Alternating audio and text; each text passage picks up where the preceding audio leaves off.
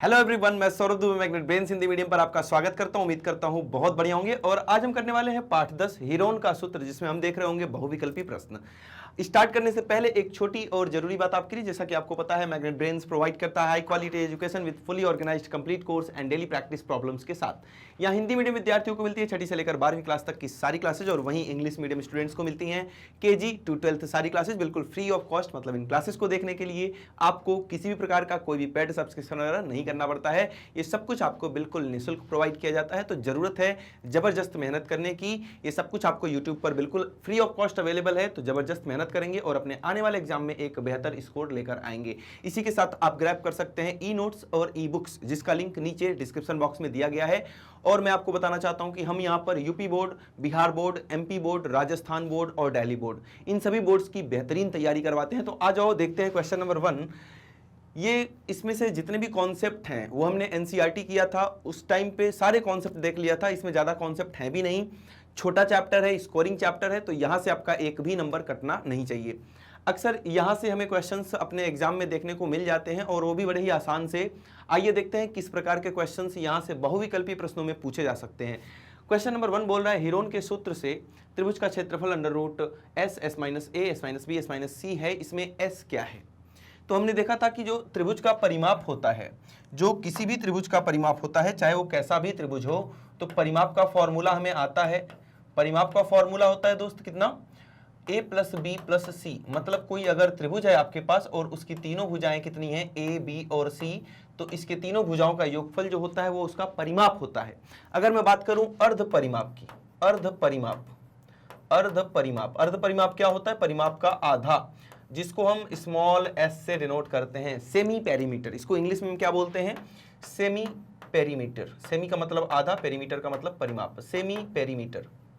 तो यहीं से लिया गया है। सेमी का फर्स्ट लेटर S है, तो इसको स्मॉल s से डिनोट करते हैं, जिसका फॉर्मूला होता है A + B + C/2। ये होता है इसका फॉर्मूला। तो पूछ रहा है S क्या है? तो S जो है वो अर्ध परिमाप है। त्रिभुज का क्या है? अर्ध परिमाप है। तो यहां पर जो विकल्प संख्या ख हो जाएगा वो आपका बिल्कुल सही आंसर हो जाएगा। बात करेंगे क्वेश्चन नंबर 2 की। स्क्रीनशॉट लेते रहेंगे आप। क्वेश्चन नंबर 2 में क्या है? यदि त्रिभुज की भुजाएं 5, 4 और 5 सेंटीमीटर है तो त्रिभुज का क्षेत्रफल कितना होगा? क्षेत्रफल पूछ रहा है। हम इसको हीरोन के फॉर्मूले की हेल्प से सॉल्व करने वाले हैं। सबसे पहले हीरोन का फॉर्मूला लगाने के लिए सबसे पहला स्टेप है कि आप इसका सेमी पेरीमीटर मतलब कि अर्ध परिमाप निकालेंगे। अर्ध परिमाप का फॉर्मूला होता है A + B + C/2। तीनों भुजाओं का योगफल मतलब 5 + 4 + 5/2, ये हो जाएगा 14/2। 14/2 का मतलब कितना? 7। 14/2 का मतलब 7 सेंटीमीटर। ये तो S का मान हो गया। तीनों भुजाएं ये रही, ये A हो गया, ये B हो गया और ये C हो गया 5 सेंटीमीटर। क्लियर है बातें? अब त्रिभुज के क्षेत्रफल का जो फॉर्मूला है, त्रिभुज का क्षेत्रफल, इसका जो फॉर्मूला हमें पता है वो कितना होता है? Under root S, S - A, S - B और S - C। ठीक है, तो मान रखेंगे सबका। S का मान है कितना? 7। तो 7 7 - A का मान कितना है? 5। 7 - 5, 7 - 4 और 7 - 5। क्लियर है बातें? अब इसको सॉल्व करेंगे आप, तो ये हो गया 7 × 7 - 5 हो गया 2, 7 - 4 हो गया 3, 7 - 5 हो गया 2। 2 का बन रहा है जोड़ा, जो 2 बाहर आ जाएगा, 7 × 3 हो जाएगा 21। तो इतना centimetre square, 2√21 centimetre square is the right answer. मतलब कि विकल्प संख्या क यहाँ पर बिल्कुल सही आंसर हो जाएगा।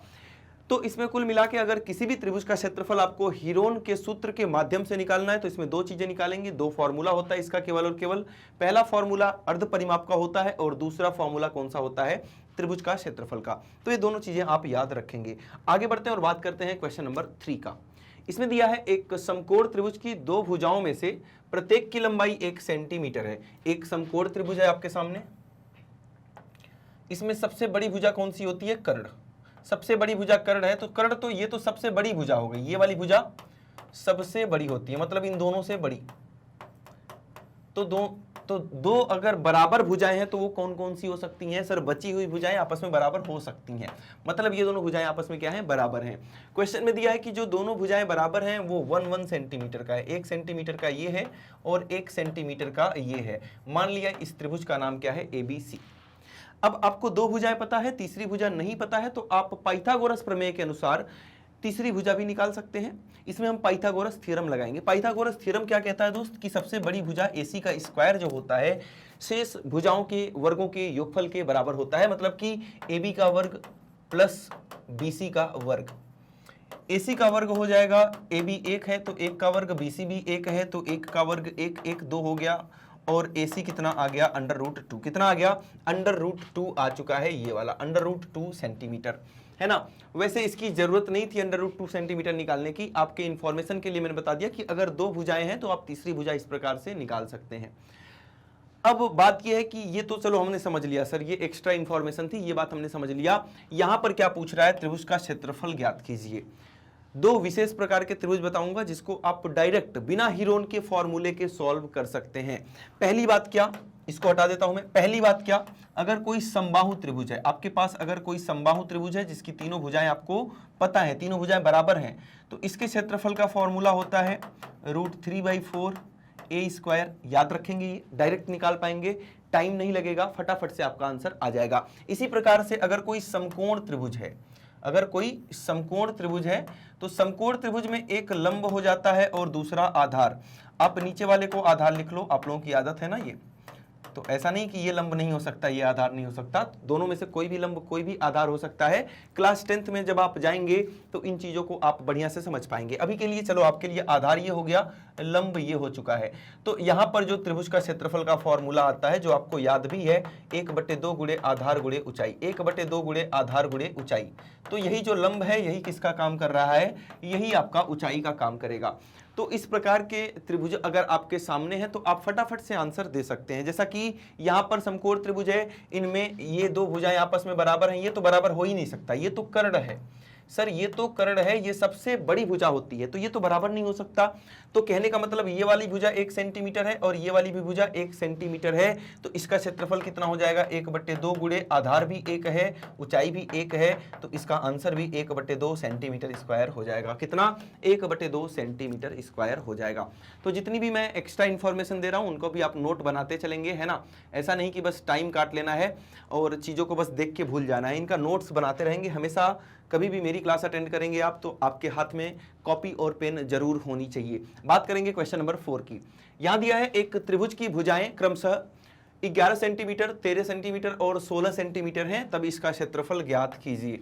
देखो यहां पर हमें तीनों भुजाएं अलग अलग माप की दी हुई हैं, तो हम इसमें हीरोन का फॉर्मूला लगा लेते हैं। A 11 सेंटीमीटर है, B 13 सेंटीमीटर है और C का मान कितना है? 16 सेंटीमीटर है। हीरोन का फॉर्मूला लगाने से पहले हम एक सेमी पेरीमीटर निकालेंगे, अर्ध परिमाप निकालेंगे। तीनों भुजाओं का योगफल बटे 2, तो तीनों भुजाओं का योगफल कर दिया, बटे 2 कर दिया, 6 3 9 1 10 0 और ये 40 आ गया, 40 आ गया बटे 2, मतलब कि ये कितना सेंटीमीटर आ चुका है? आपका 20 सेंटीमीटर आ चुका है। क्लियर है बातें? अब हम हीरोन का सूत्र त्रिभुज का क्षेत्रफल वाला लगाएंगे, जो होता है कितना? √S S - A S - B S - C, S - B S - C। Clear है बातें? कोई दिक्कत वाली बात तो नहीं है यहां तक? सभी लोग बताएंगे। S कितना है? 20, तो 20 S - A मतलब 20 माइनस पहली भुजा 11, फिर S - B कितना है? 13 और S - C कितना है? 16। अब इसको सॉल्व करेंगे और त्रिभुज का क्षेत्रफल फटाफट आपके सामने निकल के आ जाएगा। 20 को 20 लिख दिया, 20 - 11 9 होता है, 20 - 13 7 होता है और 20 - 16 4 होता है। ध्यान देना यहाँ पे 20 को लिख दिया, 2 दूना 4 पंजे 20। सबको तोड़ दो क्योंकि जोड़ा बना के मैं बाहर निकालना चाहता हूं। ये सब कुछ अंडर रूट में है, करड़ी में है, जोड़ा बना के बाहर निकालेंगे। 9 को लिख देंगे दोस्त 3 × 3, 7 को लिख नहीं सकते हैं, 4 को लिख देंगे 2 × 2। इसका जोड़ा और इसका जोड़ा, इन तीनों को बाहर निकालेंगे। 1 बार 2 1 बार 2 1 बार 3, 2 × 2 × 3, इन सबको बाहर निकाल दिया और अंडर रूट में आपका बच जाएगा 5 7 35। कितना? 5 7 35। 2 दूना 4 3 12, 12 करड़ी में 35, 12 करड़ी में 35 ऑप्शन में देखना है क्या? इतना क्या? Centimetre square. 12 करड़ी में 35 सेंटीमीटर स्क्वायर, क्या ऐसा ऑप्शन में है? सर नहीं है, ऑप्शन में नहीं है। 35 का अब देखो, अब आप क्या करोगे? अब आप 35 का लगोगे वर्गमूल निकालने, ऐसा ही करोगे। 35 का लगोगे वर्गमूल निकालने, इतना टाइम है क्या? नहीं है। तो 2 मेथड में बताऊंगा, इसके आगे का सॉल्यूशन 2 मेथड, क्योंकि हम बहुविकल्पी कर रहे हैं, हमारा सॉल्यूशन कोई चेक करने नहीं जा रहा, हमें आंसर से मतलब है। अब ये मतलब कि 36 से थोड़ा सा कम है, मतलब इसका वर्गमूल 6 से थोड़ा सा कम, 6 से थोड़ा सा कम, थोड़ा सा कम होगा, 6 से थोड़ा सा कम होगा। तो 12 गुणे अगर हम 6 करते हैं तो 72 आता है, मतलब इसका आंसर 72 से थोड़ा सा कम आएगा। तो 72 से थोड़ा सा कम कौन सा है, 71 है, तो 71 सही आंसर आपका हो जाएगा। दूसरा तरीका भी बताने वाले थे सर, वो भी बता दो। अगर आपको 35 का वर्गमूल ही निकालना है तो इसका एक शॉर्टकट बता देता हूं आपको। 35 के पास में पूर्ण वर्ग संख्या कौन सी है सर, 36 है। चलो ठीक है, 36 में से जब आप 1 माइनस करोगे तब आपको क्या मिल जाएगा, 35 मिल जाएगा। 36 का वर्गमूल 6 होता है, 6 माइनस 1 बट्टे, अब इसका दोगुना करके इसके नीचे लिख दो, 12 छक 72, 72 माइनस 1 71, 71 बट्टे 12 इसका आंसर हो गया करड़ी में 35 का। इसको सॉल्व करेंगे, 12 25 60, 12 छक 72, 12 25 60, 11 बच गया 110, 110 110 कितना हो गया, 12 9 108, 2 बच गया, मतलब कि 2 बच गया तो 20, 12 91 में 12, 8 बच गया, तो ये आंसर हो गया। करड़ी में अगर आपको 35 का मान ही निकालना है तो देखो जल्दी से आंसर निकालने का तरीका 5.91। तो आई होप कि आपको ये चीजें क्लियर हो चुकी होंगी। एक बार जल्दी से इसका स्क्रीनशॉट और बढ़ेंगे अपने नेक्स्ट क्वेश्चन नंबर कौन से, क्वेश्चन नंबर 5 पर। किसी समबाहु त्रिभुज के प्रत्येक भुजाओं की लंबाई क्या होगी यदि इसका क्षेत्रफल 4 करड़ी में 3 सेंटीमीटर स्क्वायर है। ये एक समबाहु त्रिभुज है और इसकी प्रत्येक भुजाएं मैंने मान लिया कितनी है, ए है।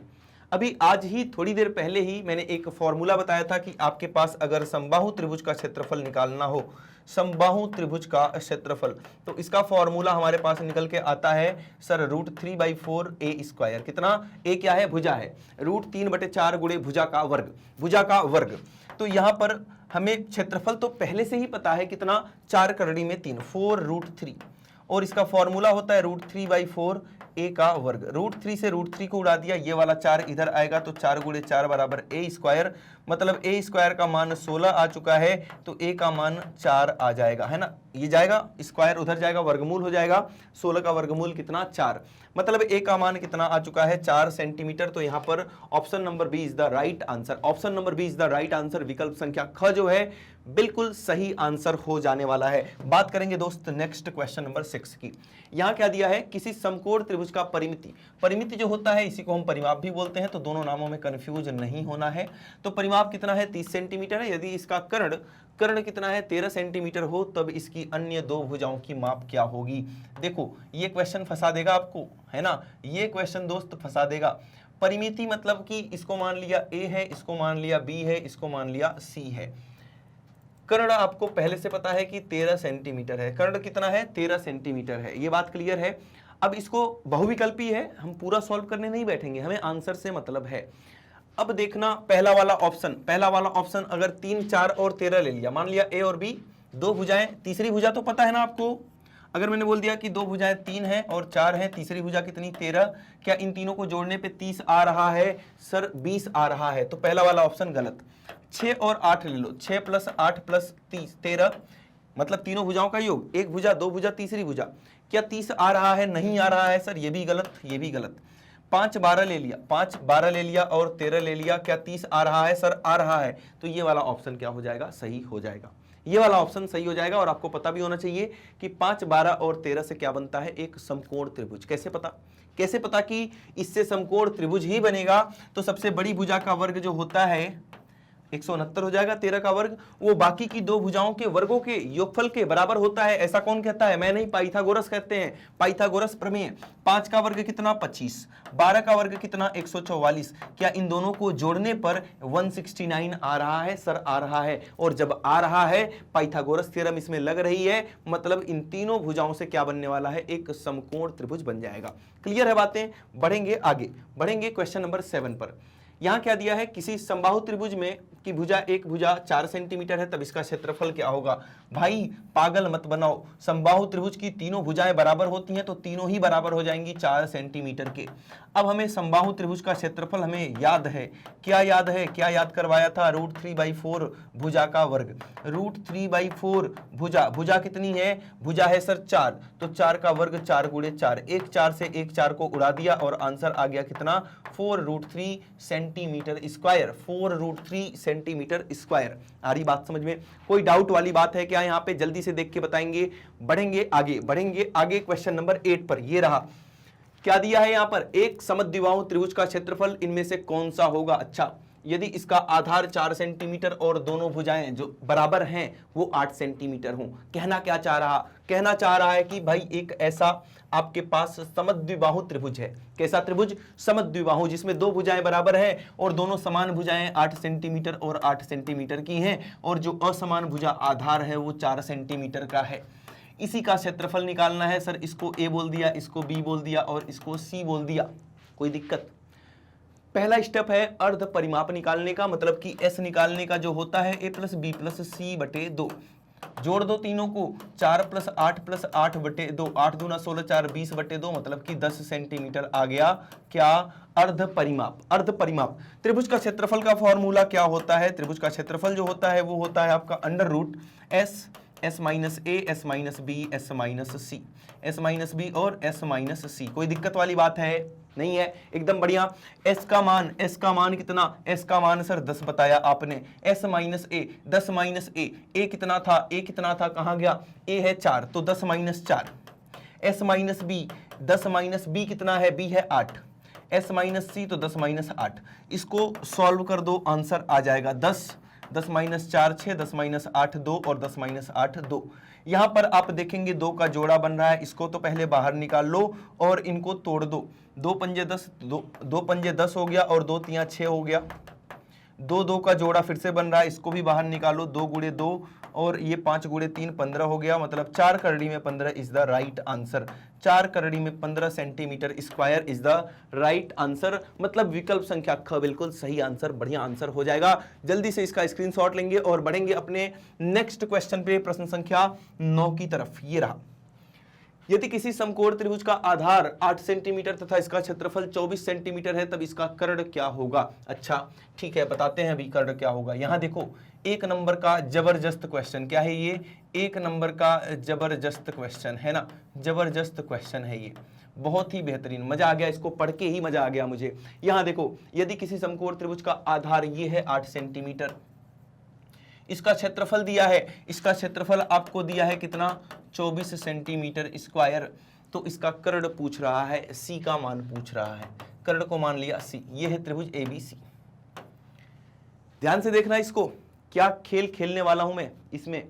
अब देखो, एक तो मैंने बताया था ना थोड़ी देर पहले कि अगर समकोण त्रिभुज है आपके पास तो ये हो जाता है आधार, 90 के अगल बगल वाला, एक आधार और एक ऊंचाई। तो ये आधार हो गया और ये क्या हो गया? ऊंचाई। ऊंचाई निकाल देना क्षेत्रफल का फॉर्मूला लगा के। क्या होता है क्षेत्रफल का फॉर्मूला? 1/2 गुणे आधार गुणे क्या? ऊंचाई। 1/2 गुणे आधार गुणे ऊंचाई। क्लियर है बात? 1/2। क्षेत्रफल कितना दिया था? कहां गया? 24। तो क्षेत्रफल के नीचे लिख दिया कितना? 24 बराबर 1/2 गुणे आधार पता है दोस्त 8, ऊंचाई लिख दिया AB। ऊंचाई कितना है? AB। एक आधार बन जाता है, एक ऊंचाई बन जाती है, कब? समकोण त्रिभुज में, जहां पर 90 बन रहा है उसका बगल वाला और बगल वाला। कर्ण को छोड़ दो, एक को आधार बना दो, एक को ऊंचाई, हमेशा। कहां पर? समकोण त्रिभुज में। ठीक है, यहां देखो 2 चौका 8 और 4 छक 24। AB का मान आ गया 6। AB का मान आ चुका है कितना? 6 सेंटीमीटर। ये रहा ऊंचाई 6 सेंटीमीटर। भाई जब दो भुजाएं पता हो, तीसरी भुजा निकालना दुनिया का सबसे आसान काम है। तो यहां पर आप पाइथागोरस लगाएंगे, मतलब कि सबसे बड़ी भुजा AC का वर्ग बराबर 6 का वर्ग धन 8 का वर्ग, इन दोनों के वर्गों के योगफल के बराबर। तो ये 6 का वर्ग हो गया 36, 8 का वर्ग हो गया कितना? 64। AC का वर्ग कितना आ गया? 36 और 64 को जोड़ दो कितना? 100 और 100 का वर्गमूल कितना? 10। तो ये 10 का वर्ग है, वर्ग से वर्ग को उड़ा दिया और AC का मान आपका आ चुका है कितना? 10 सेंटीमीटर। कितना? 10 सेंटीमीटर। कोई दिक्कत वाली बात है क्या? नहीं, एकदम बढ़िया, जबरदस्त। बढ़ेंगे आज के आखिरी प्रश्न पे। आज के आखिरी प्रश्न पे पढ़ेंगे, यदि त्रिभुज की भुजाओं को आधी कर दी जाए तो परिमाप क्या हो जाएगा? भाई परिमाप भी तो आधा ही हो जाएगा। कैसे? सर ये रहा त्रिभुज की भुजा A, ऐसे छोड़ो, ABC से मजा नहीं आएगा। मैंने बोल दिया कि ये एक त्रिभुज है और इसकी भुजाएं हैं 3 4 5, 3 4 और 5। अभी इसका परिमाप कितना है? अभी इसका परिमाप है सर 3 4 5 भी मत लो ना, आधा करने में मजा नहीं आएगा। हाँ, 3 दूना 6, 4 दूना 8, 5 दूना 10, 6 8 10 ले लिया, तीनों भुजाएं। अभी इसकी परिमिति कितनी है? परिमिति को परिमाप भी बोलते हैं, तो इससे कंफ्यूजन नहीं होना है। सर तीनों भुजाओं का योगफल 8 धन 6 धन 10, तो ये आ गया 8 6 14, 14 10 24। अगर इसकी तीनों भुजाओं को आधा कर दिया जाए, 6 को 3 कर दिया, 2 को 8 को 4 कर दिया और इसको 5 कर दिया, तो अब परिमाप कितना आ गया? तो अब परिमाप आ गया सर तीनों भुजाओं का योग, मतलब कि 3 धन 4 धन 5, 4 3 7 5 12।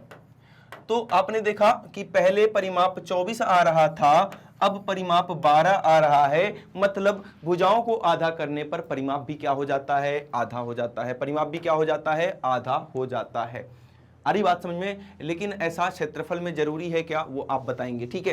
क्या भुजाओं को आधा करने पर क्या क्षेत्रफल भी आधा हो जाता है? इसका आंसर आप कमेंट बॉक्स में यस या नो करके देंगे, ठीक है? तो बेहतरीन 10 क्वेश्चन हमने देखा, इससे इसी प्रकार के ही क्वेश्चंस आते हैं, इससे अलावा कुछ नहीं आता है। छोटा चैप्टर है इसलिए मैं कम क्वेश्चंस लेकर आया था। 10 क्वेश्चंस आपने अच्छे से कर लिया तो इससे बाहर आपका बहुविकल्पीय कुछ भी नहीं बनता है। क्लियर है? तो क्लास अगर दमदार मजेदार लगी हो तो जल्दी से लाइक कर देना है और चैनल पर नया तो सब्सक्राइब कर लेना है, जिससे कि कोई भी इंपॉर्टेंट क्लास आपकी मिस ना हो। एक छोटी और जरूरी बात, उसके बाद आज की क्लास हम यहीं पर कंप्लीट कर रहे होंगे। जैसा कि आपको पता है मैग्नेट ब्रेन्स प्रोवाइड करता है high quality education with fully organised complete course and daily practice problems के साथ। यहाँ पर हम एनसीईआरटी के साथ साथ डेली हम एमसीक्यूज कराते हैं, एमआईक्यूज कराते हैं, मतलब जो भी आपके एग्जाम के लिए, जो भी आपके लिए जरूरी है, आपके एग्जाम में अच्छे स्कोर लाने के लिए जरूरी है, वो सब कुछ मैग्नेट ब्रेन्स के द्वारा प्रोवाइड किया जाता है हमारी तरफ से आपको। इसके साथ ही मैं बताना चाहता हूं कि ये हमारे टॉप कोर्सेज हैं जो इंग्लिश और हिंदी दोनों ही माध्यम में उपलब्ध है। यहाँ पर हम सीबीएसई बोर्ड के साथ साथ Delhi board, Bihar board, UP, MP और राजस्थान बोर्ड, इन सभी बोर्ड्स की जबरदस्त बेहतरीन तैयारी करवाते हैं और साथ में वैदिक मैथ्स क्रैश कोर्स और स्पोकन इंग्लिश की इन सब की भी क्लासेज अवेलेबल हैं। ये सब कुछ आपको यूट्यूब चैनल पर बिल्कुल फ्री ऑफ कॉस्ट अवेलेबल करा दिया गया है। तो भाई बढ़िया मेहनत करके अपना बढ़िया नंबर लेकर आना है आपके अपने एग्जाम में। इसके साथ ही आप ग्रैब कर सकते हैं ई नोट्स और ई बुक्स, जिसका लिंक नीचे डिस्क्रिप्शन बॉक्स में दिया गया है। और हमें भाई अदर सोशल मीडिया नेटवर्क्स पे भी फॉलो करना है। कहां पर? फेसबुक, इंस्टाग्राम, ट्विटर, टेलीग्राम और व्हाट्सएप पर। तो ठीक है, अपना ध्यान रखेंगे, मैथ्स की प्रैक्टिस करते रहेंगे। आज के लिए इतना ही था, मिलते हैं अगली क्लास में। Thank you so much.